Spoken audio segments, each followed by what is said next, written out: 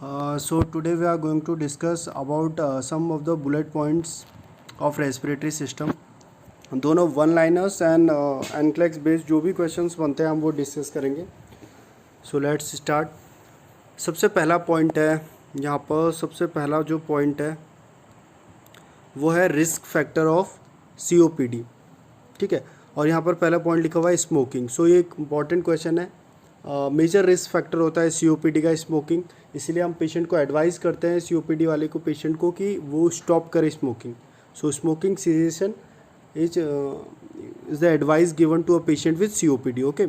सो बहुत इंपॉर्टेंट है. COPD का मेन रीज़न क्या होता है? स्मोकिंग होता है. तो स्मोकिंग सीजेशन के लिए बोलेंगे. सेकंड जो रीज़न लिखा हुआ है वो अल्फा-1 एंटीट्रिप्सिन डेफिशिएंसी. सो COPD में किसकी डेफिशिएंसी हो जाती है? ये क्वेश्चन आता है. किसकी वजह से COPD होता है? सो अल्फा-1 एंटीट्रिप्सिन की डेफिशिएंसी अगर हो जाएगी तो वो भी लीड करता है COPD को. नेक्स्ट COPD के अंदर जो दो चीज़ें आती हैं एम्फाइसीमा और ब्रोंकाइटिस. तो पिंक पफर किसे कहा जाता है? एम्फाइसीमा को. और ब्लू ब्लॉटर किसे कहा जाता है? ब्रोंकाइटिस को. ओके. ब्लू ब्लॉटर ब्रोंकाइटिस में एंड पिंक पफर एम्फाइसीमा में. नेक्स्ट है ब्रोंकाइटिस को डिफाइन किया हुआ है. ब्रोंकाइटिस को कैसे डिफाइन करते हैं? Productive cough for 3 month in each of 2 consecutive years. अगर 2 कंसिक्यूटिव ईयर्स में 3 मंथ्स में अगर 3 मंथ्स कंटिन्यूसली आपको प्रोडक्टिव कफ हो रहा है तो ये ब्रोंकाइटिस को डिफाइन करती है. ओके. सो ये ब्रोंकाइटिस की डेफिनेशन आपको यहाँ पर पता होनी चाहिए. नेक्स्ट जो चीज़ है वो है dead space in lungs. Lungs में डेड स्पेस कितना होता है? Answer is 150 ml. Okay. Dead space क्या होता है? जो गैसेस एक्सचेंज में जो अमाउंट ऑफ एयर पार्ट नहीं लेती है. ओके. उसे डेड स्पेस कहते हैं लंग्स में, जहाँ पर गैस एक्सचेंज नहीं होते हैं. ओके. वो इंस्पिरेशन में हम लेते तो हैं एयर बट वो गैसेस एक्सचेंज में पार्टिसिपेट नहीं करते हैं. तो वो डेड स्पेस इन लंग्स कितना होता है? 150 ml. Next symptoms of COPD. Symptoms of COPD में मेनली याद रखना बैरल चेस्ट. ओके. ये मेन है. कफ, डिज्निया, स्पूटम प्रोडक्शन ये इतना इंपॉर्टेंट नहीं है जितना बैरल चेस्ट है. बैरल चेस्ट किस में देखने को मिलती है? COPD में. बैरल चेस्ट में क्या होता है? एंटीरियर, पोस्टीरियर और ट्रांसवर्स डायमीटर आपके सेम हो जाते हैं. ओके. सो क्वेश्चन आएगा बैरल चेस्ट आपको किस में देखने को मिलती है? COPD में. डेड स्पेस कितना होता है लंग्स में? 150 ml. ब्रोंकाइटिस क्या होता है? अगर 2 लगातार सालों में 3 मंथ्स आपको क्या रहेगा? प्रोडक्टिव कफ रहेंगे तो ब्रोंकाइटिस को डिफाइन करते हैं. Pink puffer emphysema, blue bloater bronchitis. और COPD में मेन रीज़न क्या होता है? या तो स्मोकिंग या फिर alpha antitrypsin deficiency. Next point है confirmatory diagnosis of emphysema. Emphysema का कन्फर्मेटरी डायग्नोसिस क्या होता है? CT scan. याद रखेंगे. COPD complication. नेक्स्ट ये बहुत इंपॉर्टेंट है. कई बार ये एनक्लेक्स में भी ये पॉइंट दिया हुआ है कि COPD का कॉम्प्लिकेशन क्या होता है? Cor pulmonale. Okay. Right sided heart failure. COPD की वजह से राइट साइडेड हार्ट फेलियर हो जाता है. ओके. जब मैं ये सारी डिजीजेस एक्सप्लेन करूँगा आपको तब मैं इनके रीजंस आपको बता रहा हूँ. ये मैं जो क्लास दे रहा हूँ ये उन बच्चों के लिए नहीं है जिन्होंने अभी तक थ्योरी नहीं पढ़ी है. ये उनके लिए है जो रिवाइज कर रहे हैं बुलेट पॉइंट्स को. ओके. तो जब ये डिजीज़ मैं आपको पढ़ा रहा हूँ तो मैं इसको सारा एक्सप्लेन करूँगा किस तरीके से इफ़ेक्ट करती है. अभी जो रिवाइज कर रहे हैं उन लोगों को ये बातें मैं बता रहा हूँ और उन्हें ये पता होगा किस तरीके से करती है. COPD का जो मेन कॉम्प्लिकेशन होता है, one of the important complication होता है वो होता है cor pulmonale. Okay. Right sided heart failure. Important point है. नेक्स्ट पॉइंट है COPD में कभी भी 1 से 2 लीटर से ज़्यादा ऑक्सीजन प्रोवाइड नहीं कराओगे. ठीक है. क्यों? क्योंकि COPD में जो रेस्पिरेटरी स्टिमुलेंट होता है वो क्या होता है? Low level of oxygen. Low level of oxygen ही क्या करता है? रेस्पिरेटरी स्टिमुलेंट का काम करता है. इसीलिए हम ऑक्सीजन के लेवल को कभी भी नहीं बढ़ाएंगे. और ये क्वेश्चन बहुत इंपॉर्टेंट है. COPD में हमेशा पेशेंट को 1 से 2 लीटर ऑक्सीजन दी जाती है, इससे ज़्यादा नहीं दी जाती है. अच्छा, एक और क्वेश्चन यहाँ पर से पूछता है वो कि COPD में कौन सा ऑक्सीजन मेथड यूज़ करोगे आप ऑक्सीजन प्रोवाइड करने के लिए? तो इसका आंसर होता है वेंचुरी मास्क.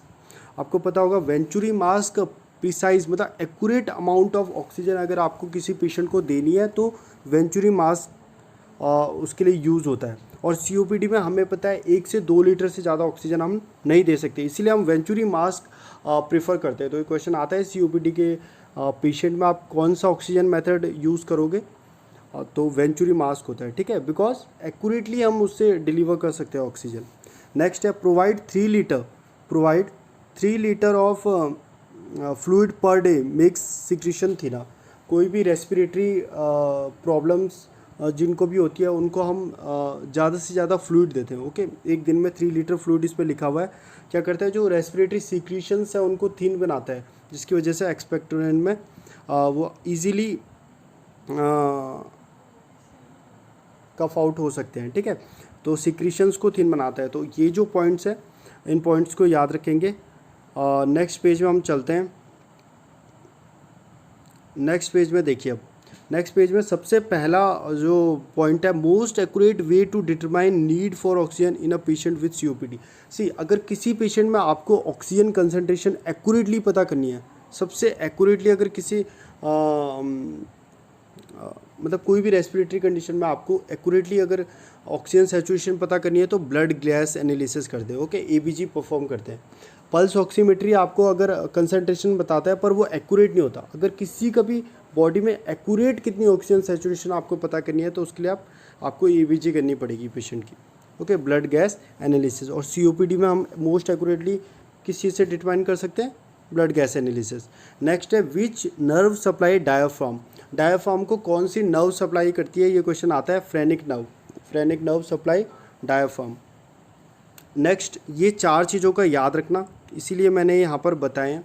बाकी आप जो लंग वॉल्यूम्स है वो भूल जाओ, लेकिन ये 4 चीज़ें मत भूलना। पहला, टाइडल वॉल्यूम कितना होता है, 500 ml याद रखेंगे। नॉर्मली जो आप इनहेल करते हैं, एक्सहेल करते हैं, उसे टाइडल वॉल्यूम बोलते हैं। 500 ml होता है, याद रखिएगा। Total lung capacity 5800 ml। Okay, 5800 ml, या फिर कई बार ये 6000 ml भी लिखा होता है। ठीक है, तो जो भी ऑप्शन में होगा उसको आप टिक करिएगा। Total lung capacity 5800 ml, tidal volume 500 ml, और वाइटल कैपेसिटी कितनी होती है, 4600 ml।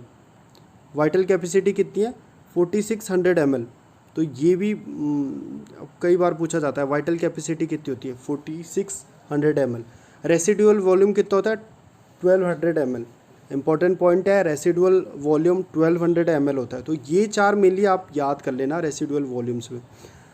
रेसिडुअल वॉल्यूम से एक और क्वेश्चन बनता है, जब भी आप हेमलिच मैन्योर किसी पेशेंट में यूज़ करते हो तो उस समय जो भी ऑब्जेक्ट है, चोकिंग जिस ऑब्जेक्ट से हुई है, उसको बाहर निकालने के लिए कौन सी लंग वॉल्यूम का यूज़ किया जाता है, तो वो रेसिडुअल वॉल्यूम का यूज़ किया जाता है। ठीक है, पूछा जाता है हेमलिच मैन्योर में कौन सी लंग वॉल्यूम का यूज़ होता है, रेसिडुअल वॉल्यूम का यूज़ होता है।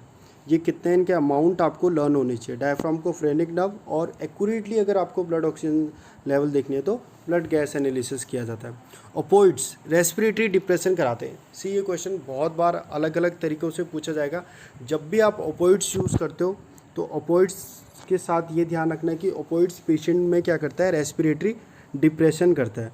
ठीक है, और ओपोइड्स एंटागोनिस्ट जैसे मॉर्फिन। अगर किसी भी पेशेंट में आप मॉर्फिन दे रहे हो तो आपको ये पता होना चाहिए कि मॉर्फिन की वजह से पेशेंट में रेस्पिरेटरी डिप्रेशन हो सकता है। इसीलिए ऐसे पेशेंट जो रेस्पिरेटरी कॉम्प्रोमाइज़ होते हैं उनको हम ओपोइड्स कभी भी नहीं देते हैं। ठीक है, या हेड इंजरी के पेशेंट हैं उनको हम कभी भी ओपोइड्स नहीं देते हैं, बिकॉज वो रेस्पिरेटरी डिप्रेशन करता है। ओपोइड्स एंटागोनिस्ट का एग्जांपल, ओपोइड एंटागोनिस्ट कौन होता है, नैलेक्सोन। ओके, पूछा जाएगा मॉर्फिन का एंटीडोट कौन होता है, ये कौन होता है। सो ओपोइड्स एंटागोनिस्ट कौन से होते हैं, नैलेक्सोन, याद रखना। ये एंटीडोट होता है, antagonist. If opioids are given have resuscitative equipment available. ये पॉइंट देख लो, अगर आप किसी को भी ओपोइड्स दे रहे हो, आपको पता है ओपोइड्स रेस्पिरेटरी डिप्रेशन कराता है, तो आपको किस बात का ध्यान रखना है, तो चूँकि हमें पता है कि वो रेस्पिरेटरी डिप्रेशन कराता है तो हमें बगल में क्या होना चाहिए, रिसस्टिटेशन इक्विपमेंट अवेलेबल होने चाहिए। ओके, तो ये पॉइंट, कभी भी आप किसी को मॉर्फिन दे रहे हो, ओपोइड्स दे रहे हो, ओके, याद रखना बगल में रिसस्टिटेशन इक्विपमेंट रखना, क्योंकि वो रेस्पिरेटरी डिप्रेशन कराता है। ओपोइड्स एंटागोनिस्ट कौन सा है, नैलेक्सोन। ओके, नेक्स्ट है हेमलिच मैन्योर में कौन सी लंग वॉल्यूम यूज़ हो रही है, residual volume used. Heimlich manure में कौन सी यूज़ हो रही है, रेसिडुअल वॉल्यूम। ठीक है, रेसिडुअल वॉल्यूम यूज़ होता है हेमलिच मैन्योर में। ये क्वेश्चन कहीं ना कहीं ज़रूर पूछेगा। If you are giving Heimlich manoeuvre and the patient become unconscious begin CPR। बहुत इंपॉर्टेंट क्वेश्चन है। अगर आप किसी जो पेशेंट है उसने चोक कर लिया है आप उसको हेमलिच मैनुअर प्रोवाइड करवा रहे हो और कराते कराते पेशेंट जो है वो बेहोश हो गया, तो अब आप क्या करोगे? ये क्वेश्चन एम्स ऋषिकेश में भी पूछा गया था प्रैक्टिकल एग्जाम्स में। तो आपको उस समय पे क्या करना है, उनको सीपीआर प्रोवाइड करना है। अगर पेशेंट हेमलिच मैनुअर के दौरान बेहोश हो जाता है तो आपको सीपीआर प्रोवाइड कराना है फिर, ठीक है, सीपीआर बिगिन करना है, सीपीआर स्टार्ट करना है। नेक्स्ट है चेस्ट ट्यूब्स। सी, अगर आपको एयर रिमूव करनी है, थोरेसिक कैविटी से अगर आपको एयर रिमूव करनी है तो आप जो चेस्ट ट्यूब है उसको इंसर्ट करोगे second and third intercostal area में। लेकिन अगर आपको फ्लूइड रिमूव करना है तो आप चेस्ट ट्यूब को कहाँ पर इंसर्ट करोगे? 8th से 9th इंटरकोस्टल स्पेस में। ओके, एयर हमेशा ऊपर रहती है, फ्लूइड नीचे बेस में होता है। तो फ्लूइड को, लिक्विड को रिमूव करने के लिए आप चेस्ट ट्यूब हमेशा 8th से 9th इंटरकोस्टल स्पेस में डालोगे और एयर को रिमूव करने के लिए 2nd से 3rd में। नेक्स्ट पेज देखते हैं। नेक्स्ट पेज में है स्पायरोमीटर।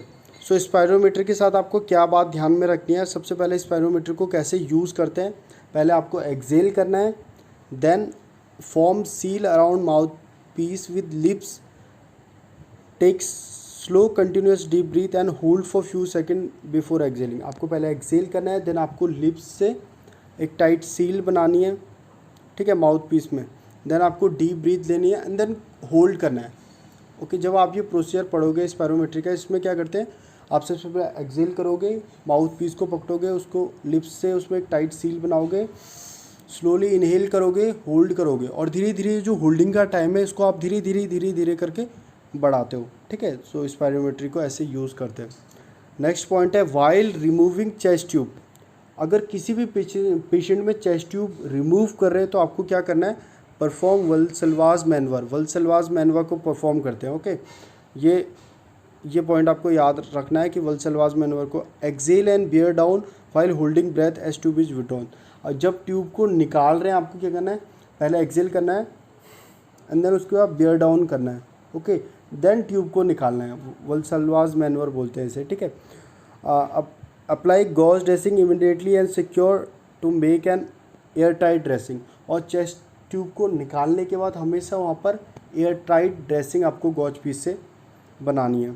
तो ये बातें ध्यान रखना, ठीक है। और चेस्ट ट्यूब को निकालते समय वल्सलवाज मैनवर परफॉर्म करते हैं और निकालने के बाद एयर टाइट ड्रेसिंग वहाँ पर अप्लाई करते हैं। नेक्स्ट पॉइंट है मैकेनिकल वेंटिलेशन को लेके, और ये दो चीज़ें कई बार पूछी जाती हैं। High pressure alarm. ओके, सो हाई प्रेशर अलार्म में आपको क्या पता होना चाहिए, अगर कोई भी पेशेंट मैकेनिकल वेंटिलेशन में है और हाई प्रेशर अलार्म आपको सुनाई देता है तो आपको क्या करना है, परफॉर्म सक्शन एज नीडेड, ठीक है। इसका मतलब जो उसकी ट्यूब है उसमें क्लॉगिंग हो रही है तो आपको क्या करना है, जो सीक्रीशंस की वजह से ट्यूब क्लॉग्ड हो रही है उसको क्या करना है, सक्शन करना है। लेकिन अगर आपको लो प्रेशर अलार्म सुनाई देता है तो इसका मतलब जो ट्यूब्स है उनमें कहीं पे क्या है, कनेक्शन लीकेज है। सो सिक्योर कनेक्शन बिटवीन ट्यूब्स। ये दो क्वेश्चन पूछे जाते हैं बहुत बार। हाई प्रेशर अलार्म आ रहा है तो हमेशा सक्शन करना है, लो प्रेशर अलार्म आ रहा है तो हमेशा जो ट्यूब्स है उनके कनेक्शंस को इंश्योर करना है, ठीक है, वो लीकेज होते हैं। Secure connection between tubes. Next चीज़ हम जो देखते हैं वो देख रहे हैं ऑक्सीजन थेरेपी के बारे में। कुछ इंपॉर्टेंट पॉइंट, नेजल कैनुला का फ्लो रेट लिखा हुआ है यहाँ पर 1 to 6 लीटर पर मिनट। ये क्वेश्चन एम्स दिल्ली में पूछा गया था।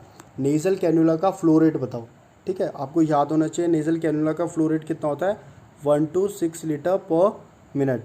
सेकेंड है mask which provide more than 90% of oxygen saturation.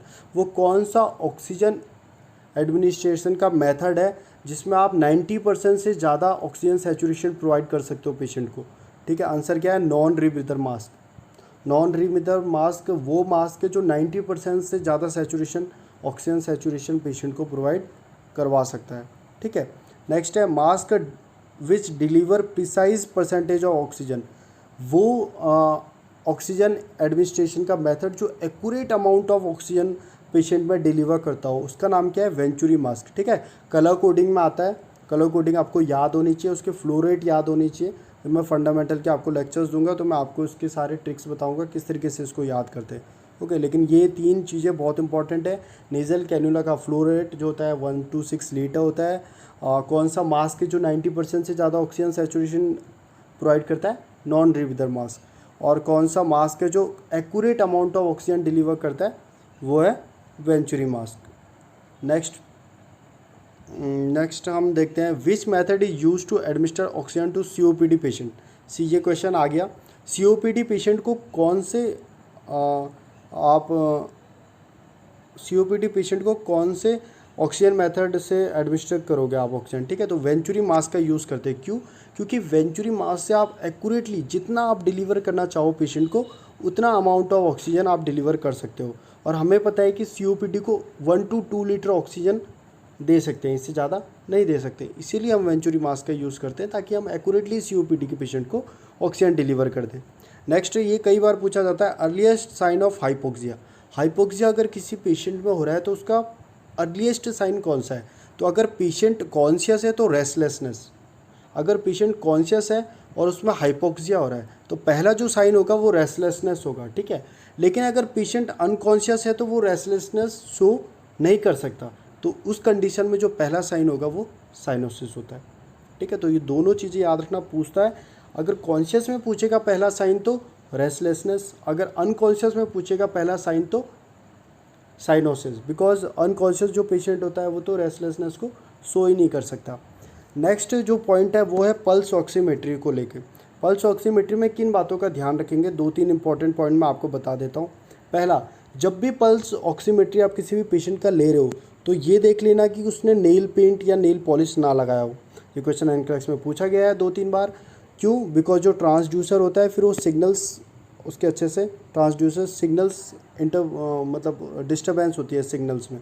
तो ये बात ध्यान रखना कि नेल पॉलिश नहीं हो नेल्स में जब आप पल्स ऑक्सीमेट्री लगा रहे हो। सेकंड चीज़, मोस्ट एक्यूरेट रीडिंग। ये क्वेश्चन पूछा जाता है, कई बुक्स में दिया हुआ है, गाइड्स में, इंपॉर्टेंट भी है। कौन सी ऐसी साइट है जहाँ पर आप पल्स ऑक्सीमेट्री अगर लगाओगे तो मोस्ट एक्यूरेट रीडिंग आपको मिलेगी? ज़्यादातर लोग इसे इंडेक्स फिंगर समझते हैं, लेकिन see finger is the most common site. अगर आपसे पूछेगा मोस्ट कॉमन साइट कौन सी है जहाँ पर पल्स ऑक्सीमेट्री लगाया जाता है, तो आप बोलोगे इंडेक्स फिंगर। लेकिन अगर पूछा जाएगा मोस्ट एक्यूरेट जहाँ पर रीडिंग आती हो पल्स ऑक्सीमेट्री की, वो साइट कौन सी है, तो आप क्या बोलोगे? Air lobe. एयर लोब में मोस्ट एक्यूरेट आती है। थर्ड, जो मैंने यहाँ पर छोटा सा पॉइंट लिखा हुआ है, ये लिखा हुआ है no sunlight directly on wire. See ये क्वेश्चन भी है कि अगर आप किसी में पल्स ऑक्सीमेट्री आप यूज़ कर रहे हो लेकिन डायरेक्ट सनलाइट उसके वायर पे पड़ रही है तो आप क्या करें? तो क्या करते हैं, हम उसे टॉवल से कवर कर देते हैं उसकी वायर को, ठीक है। डायरेक्ट सनलाइट हम नहीं पड़ने देंगे। ये भी पल्स ऑक्सीमेट्री को क्या करता है, उसमें डिस्टर्बेंस लीड करता है, ठीक है। तो डायरेक्ट सनलाइट नहीं पड़ने देनी है, नेल पॉलिश रिमूव करना है और एक्यूरेट कौन सी पोजीशन है, ये 3 बातें आप पल्स ऑक्सीमेट्री से याद रखें। नेक्स्ट जो चीज़ है वो है सक्शनिंग के बारे में। सी सक्शनिंग का पहला क्वेश्चन, कभी भी 10 सेकंड से ज़्यादा सक्शनिंग मत करो। अगर करोगे तो क्या हो जाएगा, पेशेंट में हाइपोक्सिया हो जाएगा, ब्रेडिकार्डिया हो जाएगा, कार्डियक अरेस्ट हो जाएगा, ठीक है। ये क्वेश्चन भी आता है कि अगर कर दोगे तो क्या होगा। लेकिन सबसे ज़्यादा बार तो ये क्वेश्चन पूछा जाता है कि सक्शनिंग कब तक करते हैं, तो 10 सेकंड से ज़्यादा, not more than 10 second, 10 second से ज़्यादा कभी भी सक्शनिंग नहीं करते हैं। सेकंड क्वेश्चन, सक्शनिंग से पहले हमेशा पेशेंट को क्या करते हैं, हाइपर ऑक्सीजनेट करते हैं। जब भी आप सक्शन करने जा रहे हो पहले पेशेंट को 100% ऑक्सीजन से हाइपर ऑक्सीजनेट कर दो, तब सक्शन करो, ओके। ये क्वेश्चन पूछा जाता है कि सक्शनिंग से पहले क्या करेंगे। थर्ड है, सक्शन कैथीटर को कहाँ तक इंसर्ट करते हैं, ये क्वेश्चन पूछा जाता है। तो कहाँ तक करते हैं, अंटिल गैग रिफ्लक्स इंड्यूस्ड, जब तक गैग रिफ्लक्स नहीं आ जाता पेशेंट का, या फिर रेसिस्टेंस इज मैट, जब तक रेसिस्टेंस मैट नहीं करता है या जब तक गैग रिफ्लक्स पेशेंट का नहीं आ जाता तब तक आप सक्शन कैथीटर को इंट्रोड्यूस करते हो। तो ये तीसरा पॉइंट है जो मैंने लिखा हुआ है कि आपको सक्शन के बारे में पता होना चाहिए। चौथा पॉइंट है, सक्शन आप कैसे करते हो, हमेशा याद रखना जब भी आप किसी भी पेशेंट की सक्शनिंग कर रहे हो पहले सक्शन कैथेटर को इंट्रोड्यूस कर दो पूरा।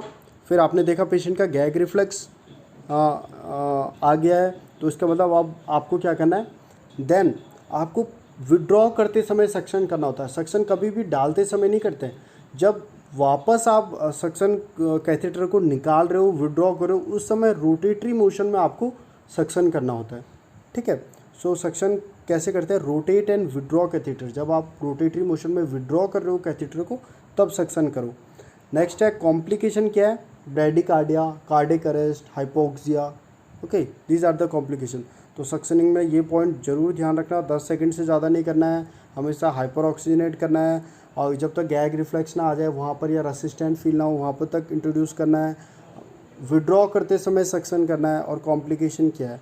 ठीक है, नेक्स्ट पॉइंट है थोरेकोसेंटेसिस से लेके, याद रखना ये बहुत इंपॉर्टेंट क्वेश्चन है। थोरेकोसेंटेसिस से पूछा जाता है not more than 1000 ml fluid should be remove. एक बार में अगर आप थोरेकोसेंटेसिस कर रहे हो तो 1 लीटर, ये 1000 मिलीलीटर से ज़्यादा फ्लूइड आप नहीं रिमूव करोगे, नहीं तो पेशेंट में क्या हो सकता है, हाइपोटेंशन हो सकता है। ठीक है, ये एनक्लेक्स का पॉइंट है। अगर आप थोरेकोसेंटेसिस कर रहे हो तो थोरेकोसेंटेसिस में आप एक टाइम पे 1000 ml से ज़्यादा फ्लूइड नहीं रिमूव करोगे।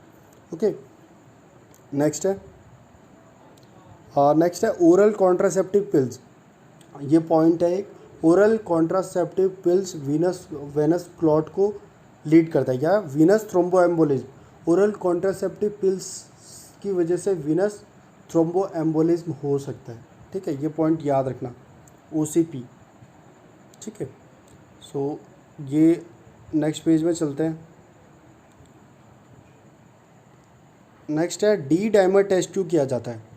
डी डाइमर टेस्ट, ये वीनस क्लॉट होता है ना, तब हम डी डाइमर टेस्ट करते हैं। क्यों करते हैं, देखो, to identify end product of fibrin clot degradation in venous blood, a marker of venous clot. Venous clot का मार्कर होता है, क्यों, to identify end product of fibrin clot. D dimer test करते हैं। ठीक है, एंड प्रोडक्ट फिब्रिन क्लॉट के लिए, degradation in venous blood, a marker of venous clot. तो ये यार यादव में आई थिंक ये क्वेश्चन है कि डी डाइमर टेस्ट किया जाता है, पूछ लेगा किसके लिए करते हैं, वेनस क्लॉट के लिए, and product of fibrin clot को देखने के लिए। ठीक है, नेक्स्ट क्वेश्चन है COPD। COPD में लिखा हुआ है बैरल चेस्ट, मैंने आपको बता दिया COPD में देखने को मिलता है। साइनोसिस तो मिलेगा ही, बिकॉज ऑक्सीजन की कमी हो रही तो साइनोसिस देखने को मिलेगा। यहाँ पर एक ये पॉइंट है क्लबिंग ऑफ फिंगर।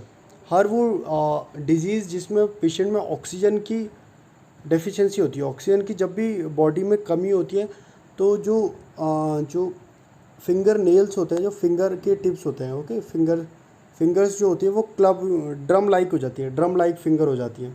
ठीक है, इसकी इमेज आप देखना, क्लबिंग ऑफ फिंगर की इमेज आप नेट में सर्च करिएगा। तो जब भी ऑक्सीजन की डेफिशिएंसी होती है क्लबिंग ऑफ फिंगर्स हो जाती है, ड्रम स्टिक लाइक फिंगर हो जाते हैं। ठीक है, क्लबिंग ऑफ फिंगर।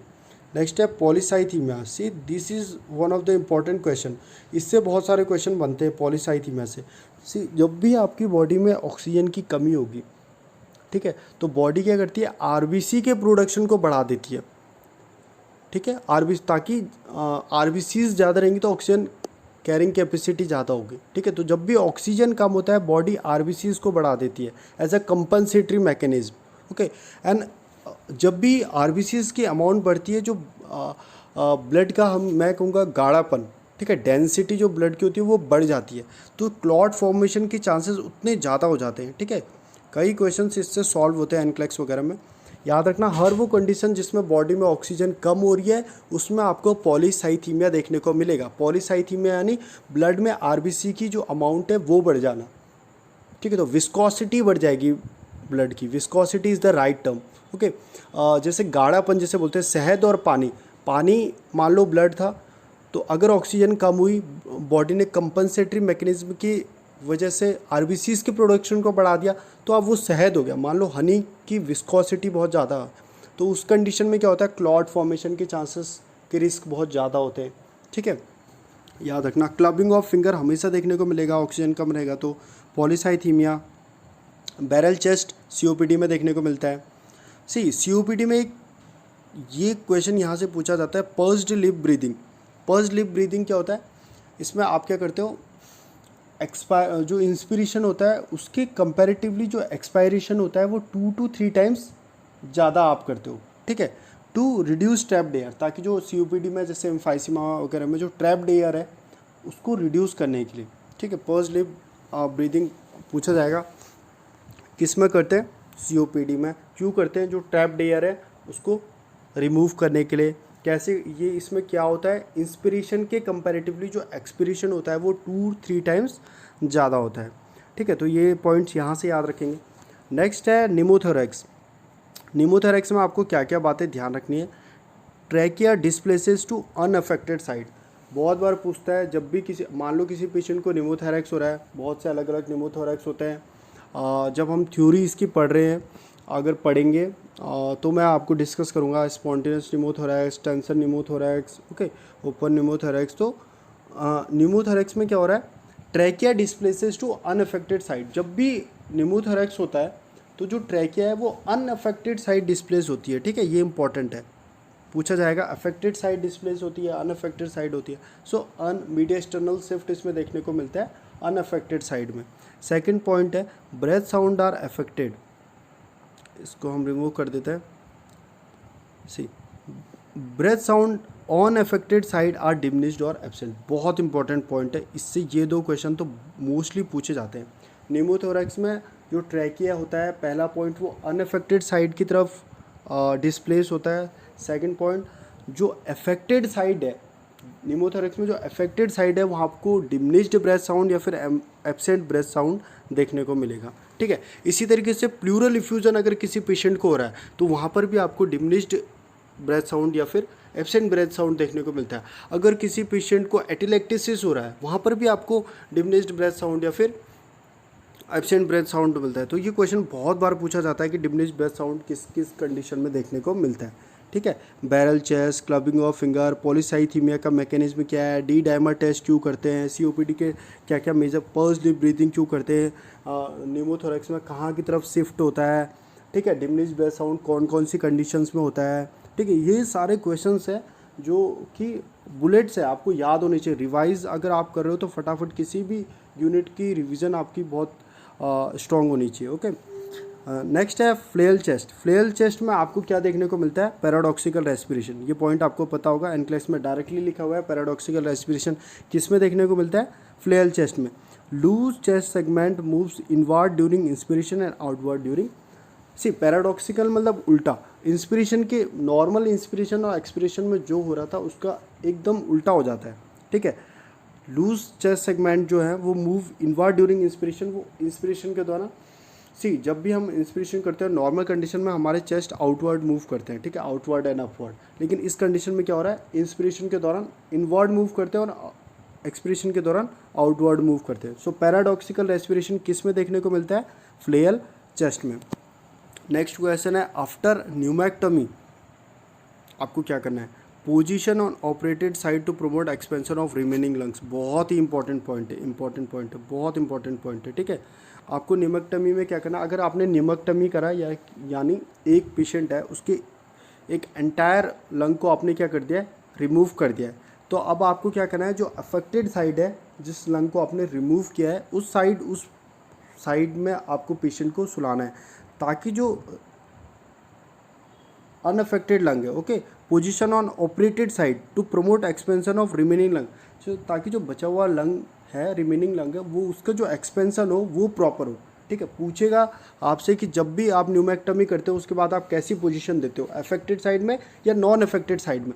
सो ज़्यादातर बच्चे नॉन अफेक्टेड साइड करके आएंगे, लेकिन नहीं, आंसर गलत है, अफेक्टेड साइड में पोजीशन करते हैं ताकि जो दूसरा लंग है अब वो एक्सपेंड कर सके, okay. Monitor for mediastinal shift displacement of trachea towards operative side. अब यहाँ पर निमैक्टमी के बाद जो मीडियस्टर्नल शिफ्ट होता है वो किस तरफ होता है, तो निमैक्टमी के बाद जो मीडियस्टर्नल शिफ्ट होता है वो ऑपरेटिव साइड की तरफ होता है, ठीक है।